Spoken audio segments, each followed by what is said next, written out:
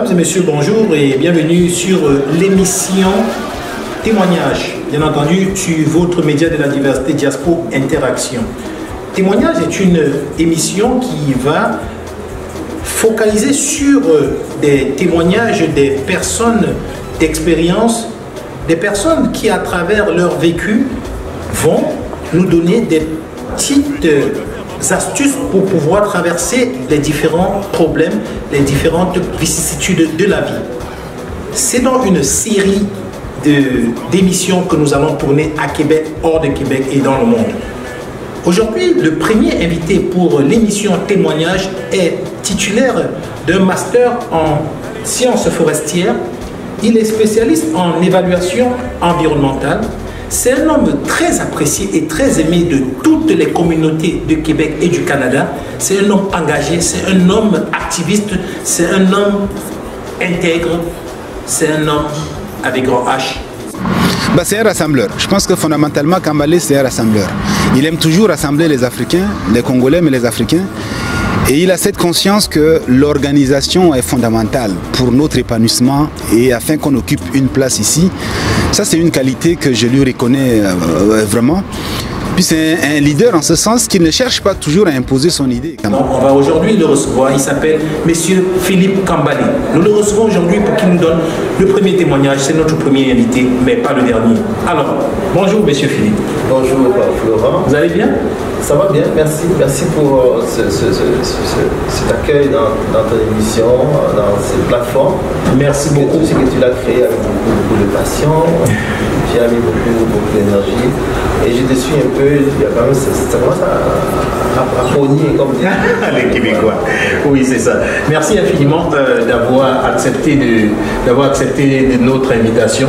Alors aujourd'hui, avez-vous encore, est-ce que vous avez encore des points de stratégie à nous donner en ce qui concerne l'intégration à Québec? Oui, c'est ça. En réfléchissant à cette question-là, l'autre ligne qui me vient par la tête, c'est qu'au fond, en tout cas moi, ce qui me concerne, je ne me promène pas en disant je vais m'intégrer. Donc je vis tout à fait normalement et je surveille les opportunités. Un peu comme tout le monde, quand tu as l'opportunité, et quand tu as une opportunité, à ce moment-là, tu travailles fort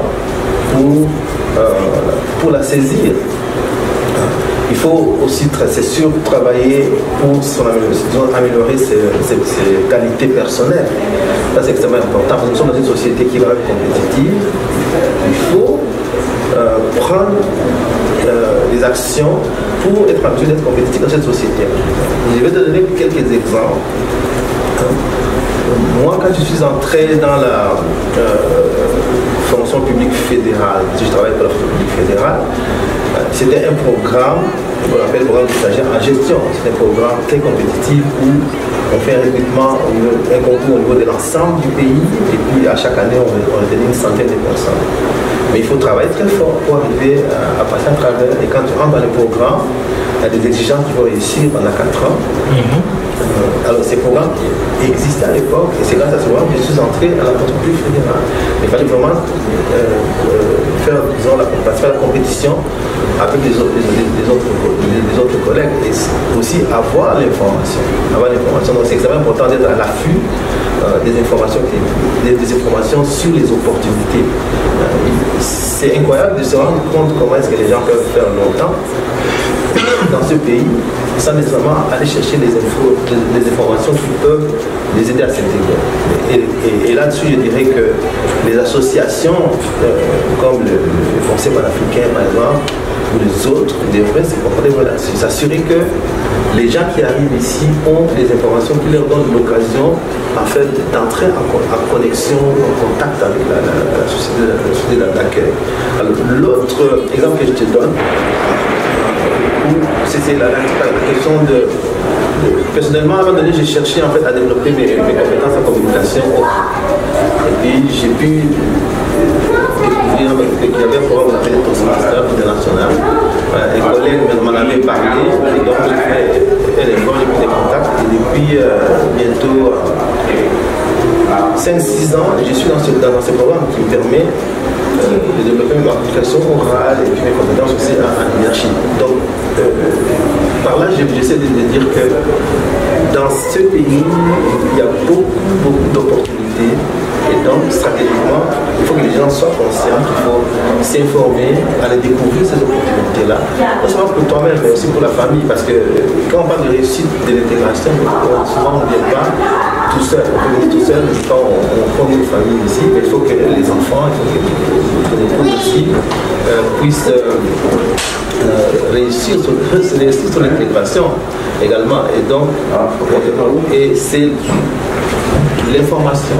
Plus on a l'information, plus cela peut faciliter l'intégration.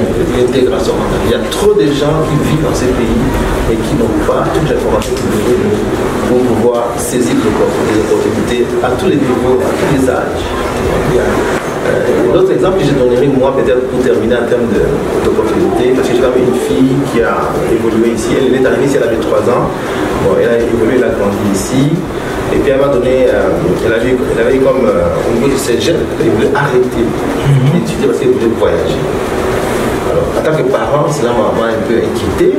Donc j'ai réfléchi là-dedans. Par chance, mon directeur à l'époque m'a dit non, est-ce que tu connais le programme? Je lui en ai parlé en fait. Il m'a dit, tu connais le programme Québec sans frontières? Je lui ai dit non, il m'a donné l'information. Et puis là, je me suis rendu compte que ce programme est extrêmement intéressant puisque le jeune peut étudier pendant ses sessions normales 8 mois et puis l'été, il voyage à travers ce programme. En même temps, il va apprendre des choses, il va faire des expériences. Elle à travers ce programme, elle est allée au Togo. Mais le programme existe et puis ils envoient des jeunes partout dans le monde chaque été pour aller vivre des expériences. Tout ça c'est pour te dire que en termes de stratégie, je pense que l'information est la base. L'information est la base en termes d'emploi, pour trouver des emplois, pour trouver des formations, pour trouver des occasions de développement personnel, pour trouver des occasions même pour l'intégration des jeunes. Alors, l'autre aspect, à mon avis, qui est important, surtout pour les familles, c'est que les enfants donnent une occasion d'intégration qui est très très forte. Puisque si vos enfants participent à des activités dans la vie, soccer, basket, toutes sortes d'activités de ce genre-là, c'est là où vous avez en tant que parents de les accompagner et donc d'être en contact avec les parents de la société d'accueil. Et c'est d'une façon naturelle, tout à fait naturelle, tu n'as pas de dire non, je vais m'intégrer, mais tu accompagnes tes enfants dans les activités, et puis à travers ça, on a des activités d'équipe. Et donc les occasions d'intégration et de communion avec la société de laquelle sont infinies. Le BOG, c'est de s'isoler. Le BOG, c'est de ne pas saisir ces occasions. Le BOG, c'est d'enfermer les enfants dans la maison et de sortir dans la maison. Le BOG, c'est de s'enfermer soi-même dans la maison et de sortir. Il y a même des possibilités de participer à des activités paroissiales, à des activités dans la commune, des activités politiques de votre circonscription. Donc les occasions sont vraiment infinies, il s'agit de les saisir et d'éviter de s'enfermer dans les ghettos. Un doyen, un papa rassembleur qui a su apporter de la dynamique dans la communauté congolaise de Québec en tant qu'Ambalé, c'est un grand homme qui va nous manquer ici dans la communauté africaine à Québec et je lui souhaite bon vent pour la suite de sa carrière à Ottawa. Parlez-nous des communautés. On sait que vous avez été à la base de votre communauté congolaise, l'association congolaise de Québec. Parlez-nous brièvement des communautés. Comment vous voyez les communautés à Québec et leurs défis et comment les résoudre très rapidement. Et bref, les communautés. En parlant des communautés, je vais commencer par parler de ma communauté, l'association des Congolais de Québec. Cette association a été créée, ça fait en 1982, donc ça fait 37 ans. que ça a été créé au moment où justement par des étudiants congolais à l'UNICEF à l'époque. Il y avait une poignée d'étudiants, un de leurs collègues est décédé, et puis ils se sont rendus compte qu'il faut être organisé pour, s'organiser pour faire face à ce genre de défis. Alors ça a été créé depuis 37 ans, l'association des hauts et des bas. Mais aujourd'hui, la communauté congolaise est peut-être la plus grande communauté noire dans la ville de Québec. Je confirme. En termes de nombre.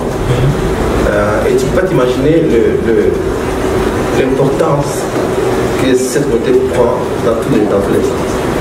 Au moment où quelqu'un a des difficultés, comment est-ce qu'on peut éventuellement aider, des informations qui circulent, qui permettent aux gens d'avoir des emplois, des gens qui ont des difficultés, des familles qu'on va les aider, etc. Donc, l'association joue un rôle majeur. Moi, personnellement, je me fais en fait un devoir.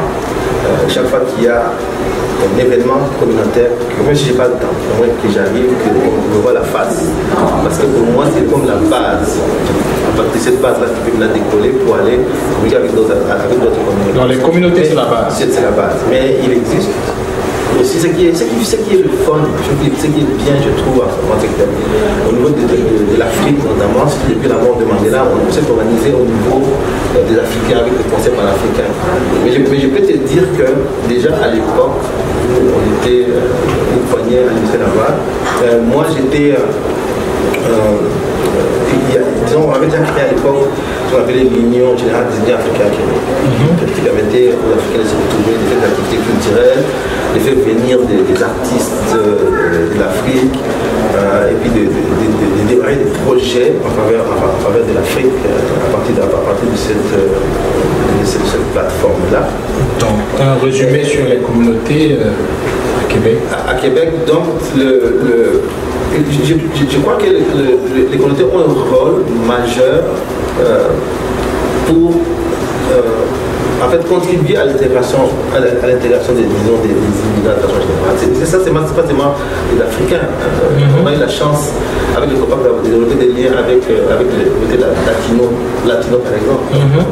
Donc les gens en ayant cette base-là, évidemment s'ils sont informés, ils peuvent avoir une minimum d'informations pour leur faciliter l'intégration. Je ne peux pas compter déjà le nombre, par exemple dans le cas des Congolais, le nombre de gens qui ont eu des emplois juste parce qu'ils ont eu l'information à travers la plateforme de notre communauté. Je suis certain que dans plusieurs autres communautés, c'est la même chose. Même si tu veux lancer une affaire, ça peut être intéressant de commencer par d'avoir une clientèle de ta communauté. Absolument. Oui, mais les choses ont quand même beaucoup évolué. Il faut reconnaître qu'aujourd'hui, à Québec notamment, les communautés prennent leur place dans tous les domaines, dans les affaires, dans la culture, dans la fonction publique, etc. Et on a de la chance aussi parce qu'à Québec, le taux d'emploi est très élevé, donc il n'y a pas beaucoup de gens qui veulent travailler et qui ne travaillent pas. Mais le rôle de la communauté est très important pour stabiliser les gens au niveau social. Est-ce que vous pouvez nous dire un mot sur l'entrepreneuriat communautaire, l'entrepreneuriat des jeunes issus des communautés? C'est ça, on constate effectivement qu'il y a beaucoup d'initiatives, beaucoup d'idées. Les jeunes ont beaucoup d'idées. Les gens veulent de plus en plus créer leur propre emploi plutôt que de travailler pour quelqu'un d'autre ou pour des organisations, ce qui est une bonne tendance. Je connais plusieurs personnes qui effectivement commencent par des choses aussi simples. Comme hier, j'ai rencontré une jeune dame qui vient de créer une boîte pour placer les besoins médicaux. Oui. Elle est partie elle-même, il n'y a pas très longtemps, elle a commencé là-dedans. Au de 100 ans? Tout de suite, oui, tout de suite. Elle a créé une entreprise. Et puis elle m'a dit non, j'ai une entreprise, j'ai des employés. Je vais dire à ma femme, si tu veux, je peux te donner des petits contrats. Ça fait du bien, ça veut dire que l'esprit est en train de changer. On a des gens dans tous les domaines, dans tous les métiers. Mais maintenant, il faut quand même peut-être que les gens passent à des entreprises à un niveau différent. Des entreprises peut-être plutôt que ce soit juste des petits métiers comme le taxi, les épiceries, la couture, la coiffure, qu'ils aillent à un autre niveau d'entrepreneuriat. Il y en a quelques-uns qui disent, je sais qu'il y a quelqu'un qui a ici à Québec qui a une firme de consultation, disons dans le domaine de la mine. Les gens ne connaissent pas, mais il y en a un qui fait 25 ans qui fait de la prospection minière. Il est congolais en fait.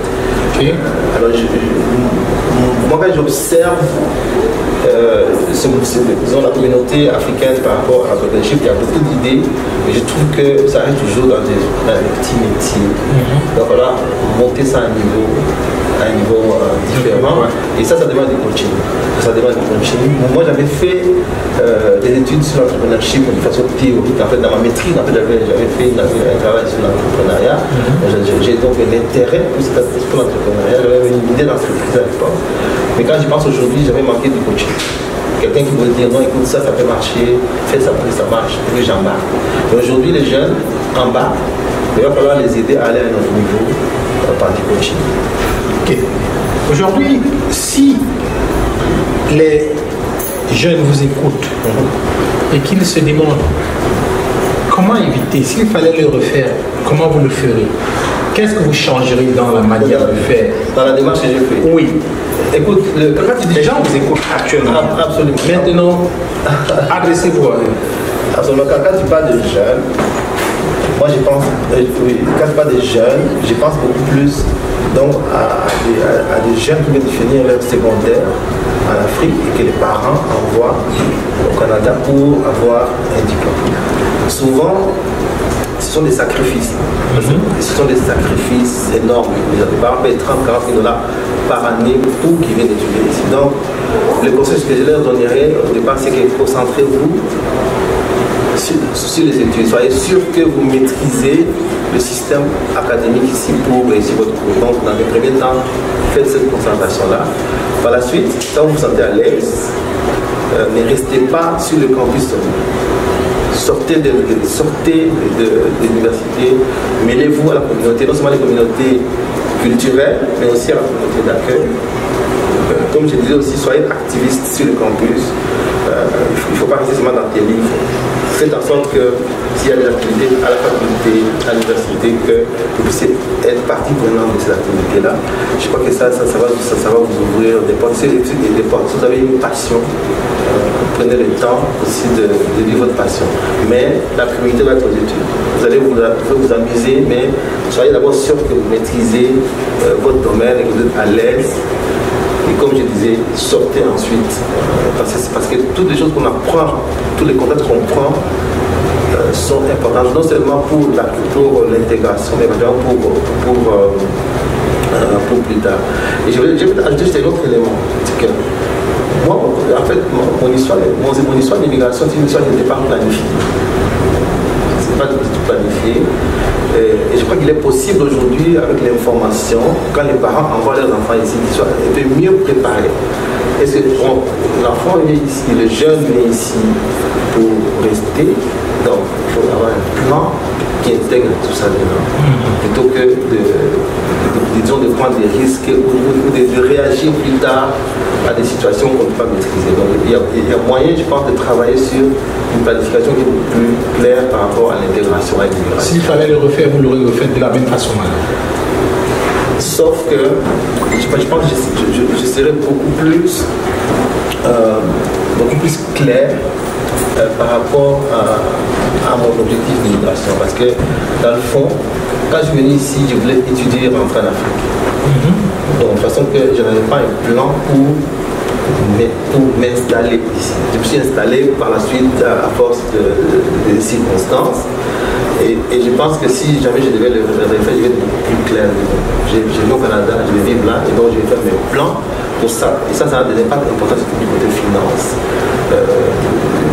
Côté finance. Quand c'est clair au départ que non, je suis là pour rester, je vais dire non, je vais rentrer. Et puis, cet aspect-là, surtout que j'ai modifié en fait, en ce qui me concerne. Mais j'ai quand même vécu des très belles choses. Là. Je suis rentré en Afrique, j'ai travaillé j'ai travaillé pour des organisations internationales, j'ai travaillé pour des organisations humanitaires. J'ai quand même eu une très très belle aventure professionnelle. Je ne regrette pas du tout, je suis très très fier de ça. Mais je pense que mon plan d'immigration n'était pas clair. C'est des choses qui sont comme... C'est venu comme avec des circonstances. Okay. Et ça, sur le plan de finance à long terme, c'est un peu risqué. Ok, là on est en train d'achever notre entretien. Est-ce que vous êtes en train de partir ou quitter Québec? Vous avez fait combien d'années? C'est 30 ans, pratiquement. Une trentaine d'années. Quelqu'un disait que le déplacement d'une mémoire comme la vôtre, c'est une perte. Actuellement, est-ce qu'on peut savoir pourquoi vous partez?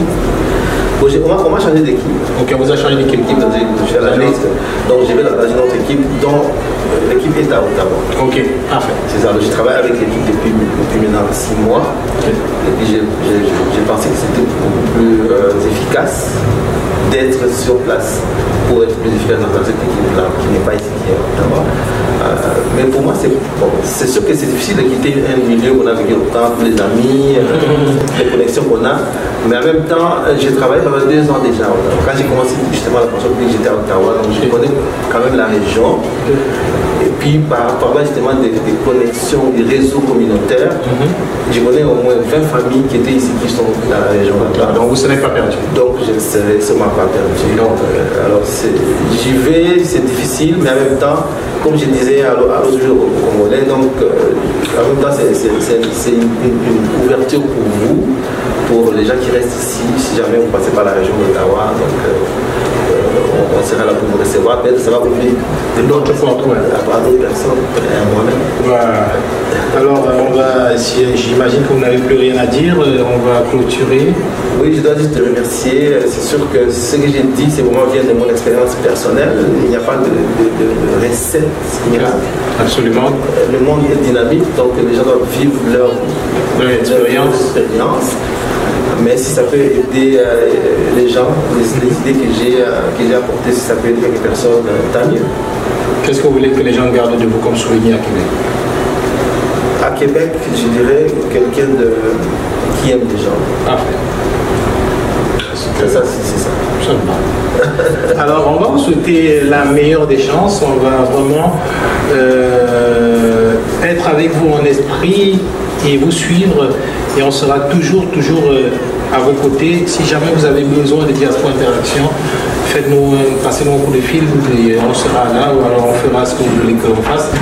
Et bien sûr, je suis sûr que tous ceux qui nous écoutent ont été très heureux d'apprendre de vous. Et pour avoir été le premier invité de témoignage, je vous remercie infiniment et je vous souhaite une bonne fin de journée et un bon voyage. Merci beaucoup pour cette initiative. Je pense que ça va être un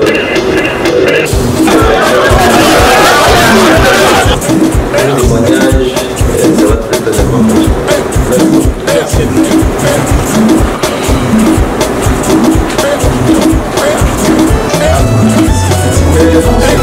Merci, je pense qu'on a fait, à mon avis, venu magasin à Babombo. Wow, DJ Quadra.